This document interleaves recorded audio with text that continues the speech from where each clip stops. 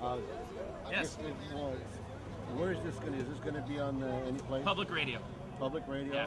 Okay. Video blog and public radio. Do you want to say some things to the camera? We notice you have a little bit of a differing opinion on everything. Could you tell us what your opinion is?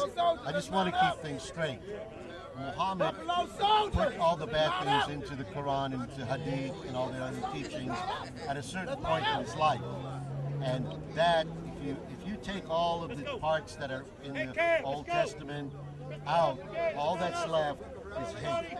Muhammad realized that he could have, the only way that he could get more people to join his religion was to give them something. And so he told these young Arab men who were unemployable, who didn't know anything but to fight, that God wants them to go kill people that are not Muslim. And God commands them to do this.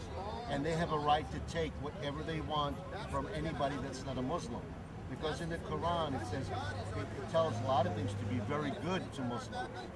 And one way to understand Muslims in the Quran, if you Google my name, I gave you a card. You Google my name, you will see an article there. It's called They Speak Your Language, but the words have different meanings. And charity to us means giving people charity to the homeless, giving people money to people that are hungry. Acts of service. Service. In Islam, charity also includes the Palestinian and the Hamas and the other terrorist camps to keep feeding them, to keep feeding the terror. Math is good for every child to learn. It's good to go to school. In our schools, we teach them things like, if you have 10 pieces of pie and 5 people have a piece, how many do you have left? Well, I don't know if you've seen the different clips, but in the Palestinians, in the other Arab countries, what they teach their children is, if you have 10 Jews and you kill 7 of them, how many do you have left? Okay, the difference, they're still teaching math, they're trying to educate their children, so why not give money to these schools? But how are they doing it? The one part is just the math. They emphasize the math. But in a Muslim school, they emphasize other parts. And when a 4, 5, 6-year-old child does math where he says you kill 7 Jews, how many do you have left? Or how many do you have left to kill? That implants a philosophy or way of thinking into the child's mind. And that's the big difference. So if you have a chance, Say your name for us for the radio, at least when we play this. My name is Vladimir Val Symbol, and if you Google that name, you will come to several articles. One of the articles is called "They Speak Your Language, but the words have different meanings." Right. Thanks so much. Thank you. Can we do a quick interview with you for 88.9 KCI in Irvine, public radio? If you could just tell us what you're doing out here, what the hope for this protest is going to end up being, and you're of course, tell us about your organization as well. Well, I'm the chairman of the United American Committee. It's a grassroots, nonpartisan organization that teaches awareness through education about terrorist-related issues, particularly Islamic extremism. And today we're out here protesting against the Council on American-Islamic Relations, which we feel is a very radical group. Right now they're engaged in a lawsuit. They're supporting a lawsuit.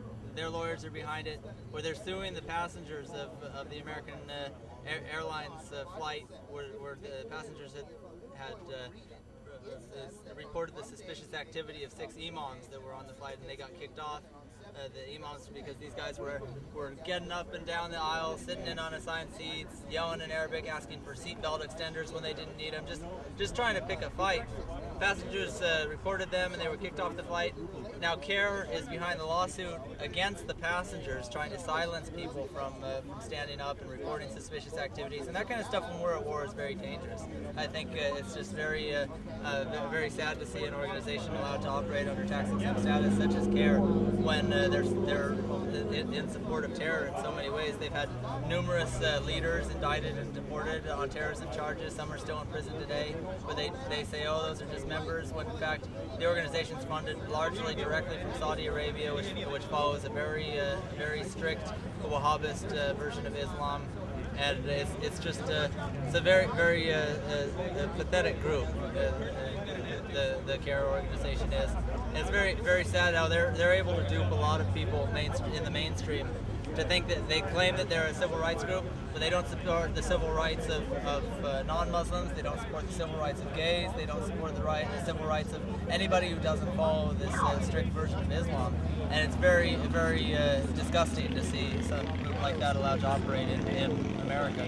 So you founded this group, right? Or you at least started the group. How did you start the group? Why? What was the purpose for starting it? Or at least what happened in your life where you felt you needed to start this group up? Well, after 9/11, we started learning a lot about Islamic radicalism, and we felt the need for a grassroots organization to start to counter the threat here at home, because there's only so much that our government can do without the people's support. We live in a republic where the people are in charge, and we need to keep it that way. And if people don't remain active, then the government will get too big. And I think it's important that the people understand the utmost importance of staying active in society. It's very important.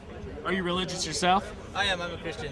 Okay. Southern Baptist. Southern Baptist. Are you from the California area, or are you visiting California today? No, I was born and raised in California, and I see Christianity. I see other religions that are very largely threatened in the world by radical Islam. If you have a Bible or a holy book of a non-Muslim religion in Saudi Arabia, you could be arrested or even killed if the laws there are just they follow strict Sharia Islamic law, and that's what CAIR is trying to establish. CAIR spokesman Ibrahim Hooper has said in interviews on several occasions that he believes America would be better off under Sharia law than it would be under democracy, and it's very scary that they're allowed to open up offices here, and we need to change that. Do you think ultimately that Islam can be practiced? Is there value in Islam, or do you think that in America at least that's a religion that should be banned? I believe that the Muslims need to stand up and demand reform. I think the Muslims in America for the most part have escaped. They're people who have escaped Islamic repression in the world, and I think that they're the ones who are secular. And I think there's certainly a percentage though within America of Muslims who are here for other reasons. They're here to try and take over the American government and change our laws. But I think the vast majority of Muslims are just being brainwashed and led by extremists, and I think it's important for them to stand up and demand reform and demand to root out the extremist elements within the Islamic society. What and I noticed, and maybe it's I'm not seeing folks here, but I noticed there's not any Muslims standing along with you in protest of CAIR. Why do you think there's none of them here today? I think a lot of it's in fear. I think a lot of people fear of the group here. No, fear of retaliation within their community because they're afraid of the extremists within the Islamic society. I think there are many that would stand with us. And right now, this is one of 7 rallies taking place across the nation in condemnation of CAIR and in condemnation of radical Islam. And I got reports from several of the rallies that there are Muslims standing with them in support of our actions. In fact, our New York rally at Ground Zero has a speaker from the group the Free Muslims Against Terror. And they're starting to step out, but again, I think a lot of them are afraid to speak their mind because you see these people like Salman Rushdie and others receiving fatwas for speaking out against extremist elements within Islam, and it's just so important that they stand up and take back their society from the radicals.